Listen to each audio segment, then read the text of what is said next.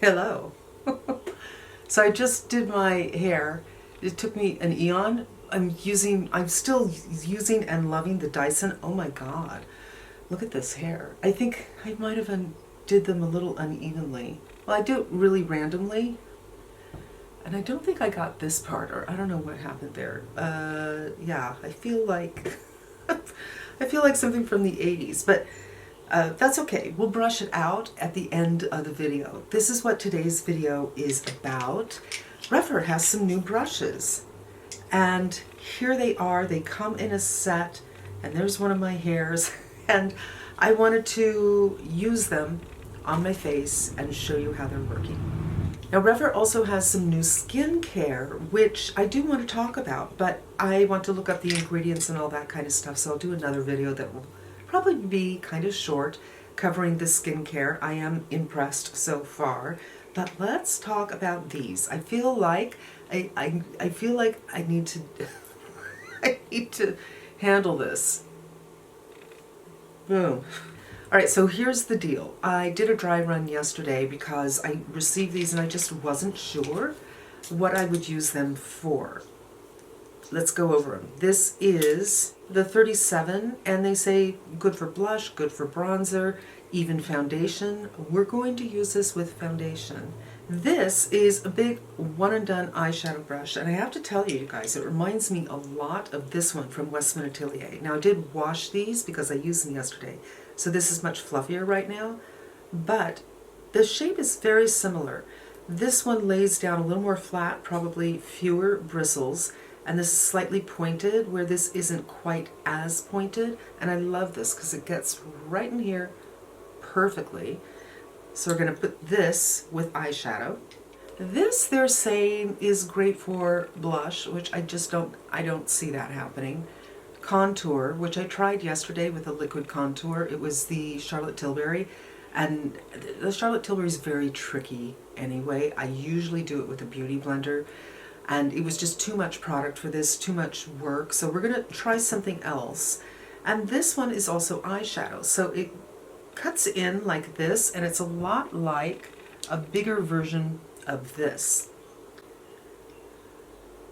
And I thought, why not use it the same way I use this, which is under the eyes. So that was very good, but it was also really good for doing detail work, like around the nose with your foundation. And then there's this. This is a teeny brush, which I would imagine you can use for eyeliner. I didn't try this yesterday with eyeliner, but it reminds me of the brushes that Lisa Eldridge uses when she does a really good foundation look on herself. She'll often go and just add concealer to spot areas, and I think that's what this would be good for. So we're going to take my Givenchy Prism Livre foundation, which I love. It's probably the best foundation match ever. And get a couple of pumps out here and take this brush. I'm just going to let this kind of fall down a little bit because I don't want to do my brush just smack in the middle of all that foundation because it will soak a lot up. It's not incredibly dense, so I don't think that this might work with a cream foundation, but not with a balm, for instance. I'm just going to get this in and get it on. It's a very fast way of getting the foundation done, for sure.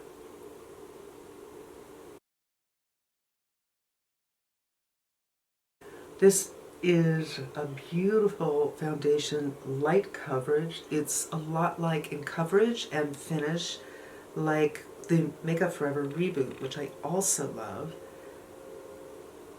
And this came out a couple of years ago, and then this past year, I think, or maybe last year this time, they came out with a matte version. But I like this version.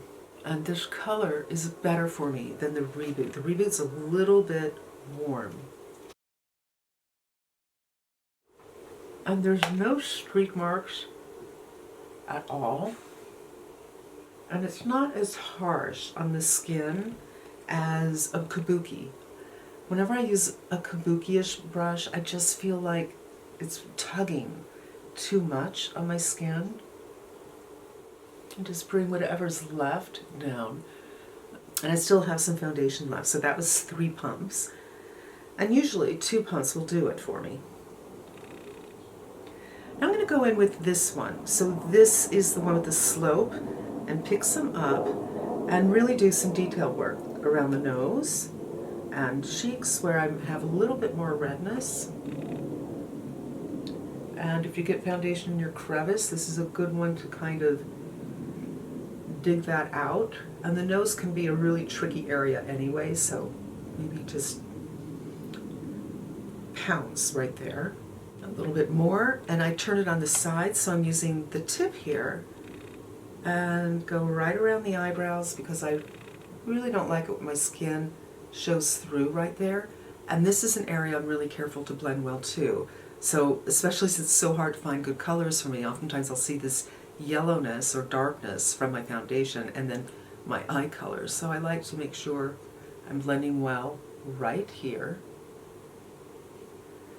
And then up on my widow's peak, make sure there's no skin coming through without getting the foundation all over your hair. I'm just picking up a little bit more and adding to those cheeks. And wipe it off, and we're going to go in with some concealer. I need to finish some of these things that are a little bit old, so I'm going to go with the Clinique Even Better and pray that this color will work for me. And I probably put on too much, so I'm going to take it off on my hand. It fits in the inner corner really nicely. And I'm going to get some on the side of my nose because of my glasses. Gets everything, my nose is a little bit redder. Really nice. And again, turning it on the side when I get into the inner corner. And it's soft enough, it's not as dense as my usual brush, so it's soft enough to, after you kind of get it in there, to buff a little bit, so there's no hard edges. Ooh, you know what else? Right here. Just kind of buffing.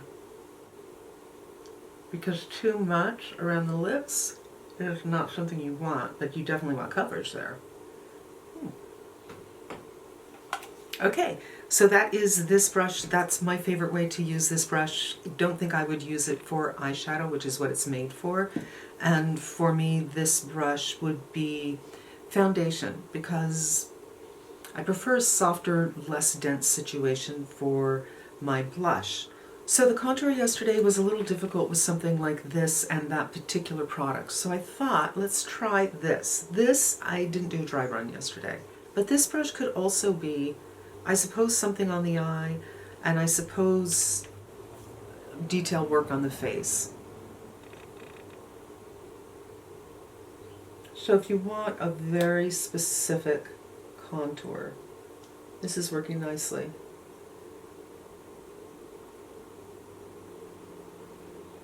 Wow. But I do feel like I'd want to take another brush and blend it out. It's just too sharp for me. Before I continue to blend that out, I just want to see how this might work around the eyes. Just kind of stipple or press in to give myself a little bit of a socket. That works nice, actually. Okay, so that is good right up here in the eyes, and it's good for something sharp here, but I don't see the use for that, so I'm going in with another brush. This is a Suq, so it's a little bit pinched ferrule, a little bit flat, and a little bit fan-like, so you can use it this way or this way. And I'm just going to go this way to soften it up and then bring it up a little bit. I do wonder how this might be for liquid blush, so we're going to go in with this Save, which I love and I haven't worn in a while. Oh.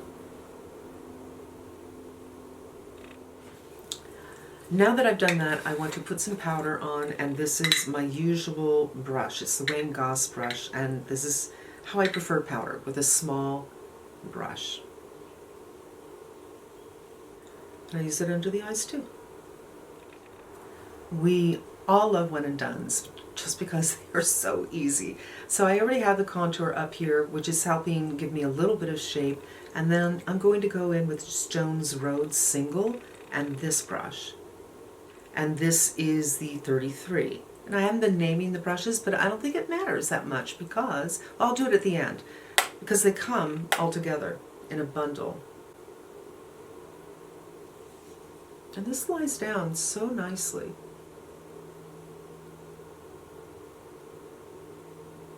I don't even think I have to blend it, which is probably a combination of the brush. Now I'm taking it on the tip and the formula and just buffing it a little bit.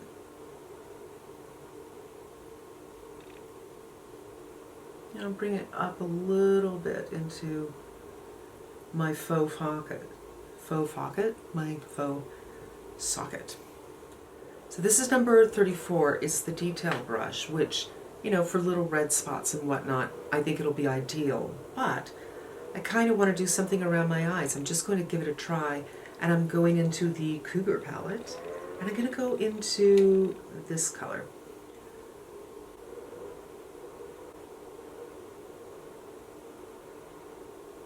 So if you are somebody who likes to do a liner, a pencil liner first, but you want to powder over it,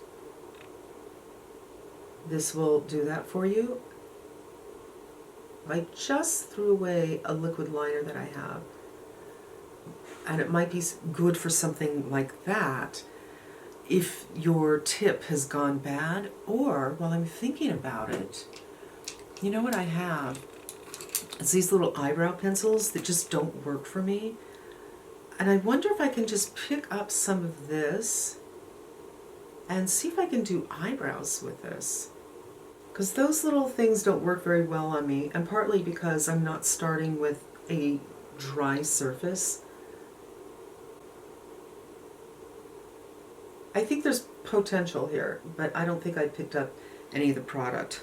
But maybe I could do that with an eyeliner that is not this kind, but the kind where you pull it out and pick up some of that product, and then use this for either eyeliner or maybe even brows. So there's actually a lot of ways I think this pencil could be used. Pencil, brush. For my final touch, I feel like I need a little bit of bronzer. I feel like this is kind of not a big makeup look. It's an everyday kind of makeup look, but I want a little something, and I'm going in with the Rephr 05, which I think is a powder brush, but for me, I like to use it this way. Just a little something. I don't know if I should just, yeah, there's definitely more curl on this side, so where's my brush? I think it's in the bathroom. I'm just gonna pull my fingers through and try to make it less. Or I could just do a side part, then you wouldn't be able to tell. You know what?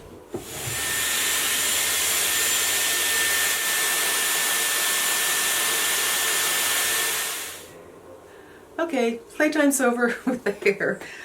So what do I think about these brushes? I like them a lot.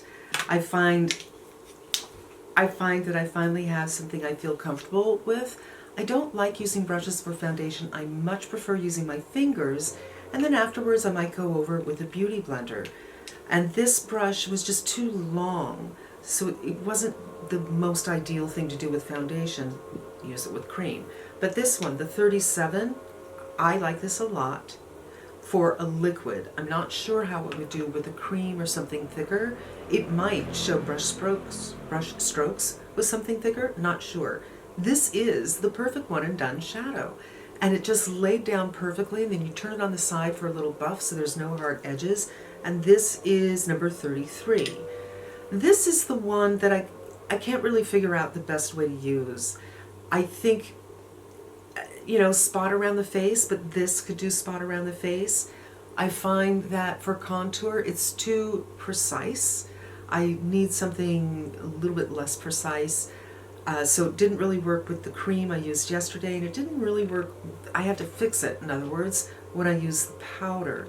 But I thought it worked fine, like right here. If you are hooded and you can't actually see your brow bone or your ocular bone, you can feel it with something like this and get a good shadow that helps to bring it out just a little bit. I mean, I'm never going to make myself a bone right there. It's there, but there's left flesh on top of it. This one is really, really useful under the eyes, around the nose, detail right here, right here, right here. So this is great for helping out your foundation. If you're like me and you prefer finger application, I could still go in with this, especially because I can be a little fat fingered and I can be more precise with this and lay it flat on the side, a little like this, but it's not as small as the brush I usually use. I like this one a lot. This might be, these two are probably the big winners. This, finally a foundation brush that I can get next to where I don't feel like I'm pulling my skin like my Zoeva, which Lisa Eldridge uses all the time, so I bought it because she does. There's really a lot of pulling with that. Kabuki's a lot of pulling. This isn't a lot of pulling, you know? So I really like that. Yeah, and this one, probably for me, the best application, the best use for this, right here. And you guys, oh, I forgot this. This, I better find that top for it, the protective top, because I don't want this to get smashed. This is so teeny and so precise that it's the kind of thing, if you're very careful with your makeup and spend your time doing it, and you're very perfectionistic, or if you have an occasion where you want to look the best you can look, flawless, this is the kind of thing you might want to have a couple of. One for foundation products like your foundation or concealer to do little stuff like that, and maybe another one for when you're doing something dark like an eyeliner liquid or pencil. I think you can pick some up with a pencil, but liquid might be best, or if you want to use it for brow strokes, or if you want to use it for eyeshadow. And I was just thinking, what if I pick some of this up? Again, I'm not sure it's going to work on me because of moisturizer and sunscreen and everything, the area's a little wet, but if I take this gray from the palette, if I can get little brush strokes with a powder instead of going in with something else. Should be explored, most definitely. And that's going to wrap up today's video, you guys. Thanks so much for spending some time with me. I hope it was helpful. I hope you come back again. Until we meet again, be safe and smart, and I'm wishing you good health. Lucy! Let's go! Let's go! What? Let's go! Let's go!